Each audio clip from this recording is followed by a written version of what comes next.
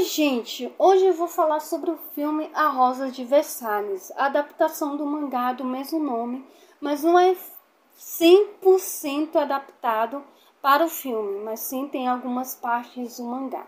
No início mostra muito a Anne, a arquiduquesa austríaca Maria Antonieta, que ali é recebida pela comitiva do rei Luís XV e pelo Delfim da França Luís.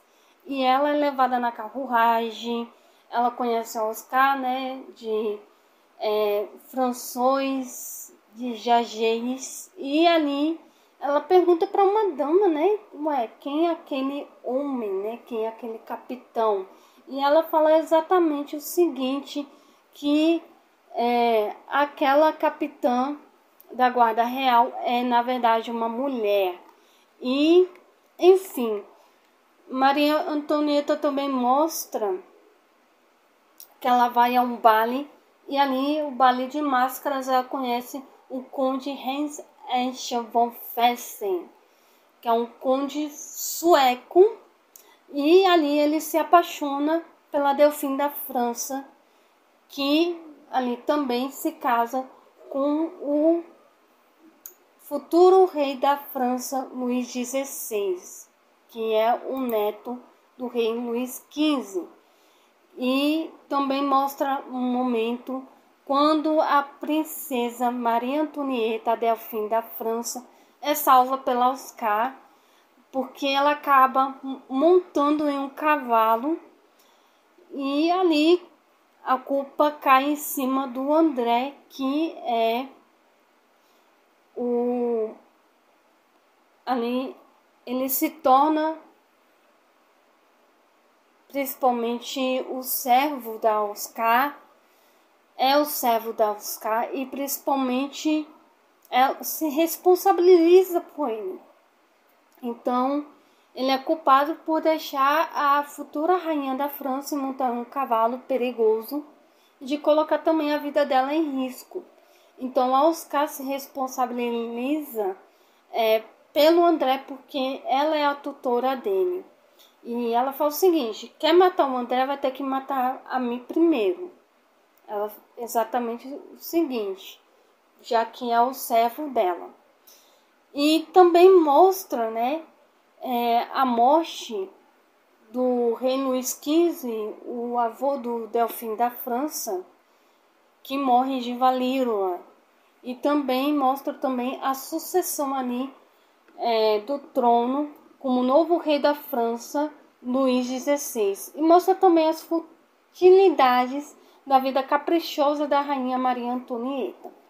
Também me mostra, né, a Oscar dando conselhos para Maria Antonieta da vida fútil, de gastadeira que ela leva, mas a rainha ali dá tantos ouvidos a Oscar, mas sendo que esse não foi o ponto inicial e não teve nada a ver com a crise da França, né, os gastos de Maria Antonieta, mas sim com os altos impostos, a fome, né? Depois mostra o quanto que o André está apaixonado pela Oscar, que ele acaba se apaixonando por ela, mesmo ela sendo apaixonada pelo conde von Fersen. E ali mostra, né, principalmente um caso conjugal da rainha Maria Antonieta com o conde von Fersen. E mais os conselhos da Oscar para a rainha Antonieta para diminuir os gastos com festas, com coisas fúteis, porque ela estava gostando ali não somente dessas futilidades, mas também gastando um dinheiro que era o quê? Dos impostos. E por isso ela fica assim um pouco brava com a rainha Maria Antonieta, que acaba se envolvendo com uma má companhia, que é a Madame de Polignac, né? Que ali só mostra ela saindo com ela à noite em festas, exatamente de extravagâncias da rainha. E, enfim, mostra também que a Oscar pede para a rainha Maria Antonieta que vai deixar a guarda real francesa, e ali ela já coloca a rainha Maria Antonieta a Oscar como nova capitã da guarda francesa.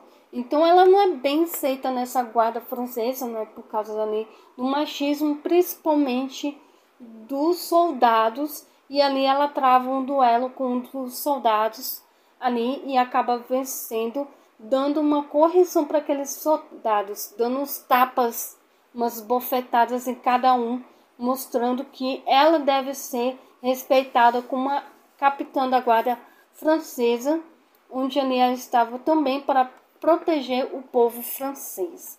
Então depois é mostrado que o conde Wolf não na verdade continua amando a Maria Antonieta, né? Mas promete se afastar dela, promete ali não casar com ninguém. E ali ele, com o encontro com a Oscar, mostra o quanto ele foi sincero com ela, né? O conde von Fersen, que ele ama a rainha Maria Antonieta, mas decide se afastar dela para que ali ela não tenha um risco com o casamento dela. E também foi proposto, né, um casamento arranjado pelo pai da Oscar, que na verdade é o comandante François de Jargeles, que ele ali arruma um casamento para Oscar com o capitão da guarda real, mas ela na verdade recusa e fala para o próprio pai que ela quer tomar as próprias decisões dela e ter um coração mais livre. E ele respeita a decisão da Oscar, né? Então a Oscar decide corresponder o amor do André, porque o André é apaixonado por ela, né? Ele fala que não consegue se segurar mais e os dois acabam passando uma noite juntos, né? Uma noite de amor muito íntima, os dois, e ali os dois se unem, o amor deles como se fosse um amor único. E ali também mostra a dignidade do povo, a raiva e o ódio, principalmente do povo francês para com a Maria Antonieta, né? Por causa da fome e da miséria que o povo está passando. E a Oscar vê exatamente isso, né? E fala o seguinte para a rainha Antonieta, se encontrando com ela pela última vez, mostrando que ela vai ficar do lado do povo, né? E a Maria Antonieta insiste que a Oscar volte para a guarda real francesa, mas ela recusa voltar e diz que vai ficar do lado do povo. E o povo acaba se revoltando ainda mais e vai para a Bastilha, para tomar a Bastilha ali, que é uma prisão antiga desativada, que existe há muitos e muitos anos, e sendo que lá tinha armas lá dentro. Então a Oscar, né, decide renunciar o título dela como nobre para ajudar o povo. Por isso ela tira ali a insígnia, né? Eu não sei se é uma insígnia o nome da Cruz da Ordem de Cristo, né? Que é ali do peito dela, e joga no chão e diz que dessa vez ela estava do lado 100% do povo e que iria lutar junto com ele, junto com a guarda real francesa. Então ali tem um conflito, principalmente com a guarda real francesa e com a guarda francesa, e por causa desse conflito, né, que eles acabam atirando principalmente no povo ali, para conter o povo de não ir lá e invadir a Bastilha, principalmente por causa dessa revolta, desse ódio do povo contra a família real francesa, sendo que ali infelizmente acontece uma tragédia em que o André acaba morrendo, ele leva um tiro e ali ele confessa para a própria Oscar, para sua amada, que ele estava perdendo a visão, que ele estava ficando cego. e ela fica muito chateada com ele, sendo que ele ali não falou para ela que estava ficando cego. E mesmo assim, ela decide determinadamente, com um coração livre, né, ali até falando o lema dos revolucionários, dos golpistas, infelizmente, da República, liberdade, igualdade, acho que é fraternidade e igualdade, né? Liberté, fraternité, acho que é igualdade e fraternité.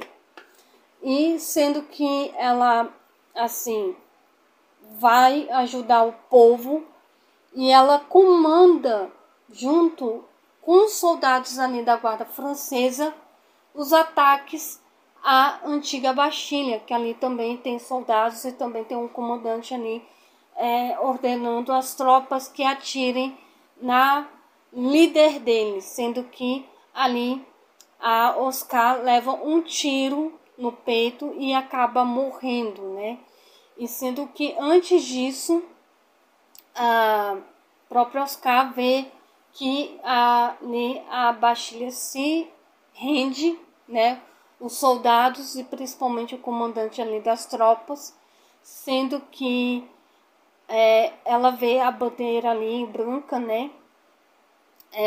Sendo hasteada, e depois ela decide encontrar com seu amado André, né? Mostra cenas muito bonitas, né? Muito canto ali, uma parte mais musical também mostra.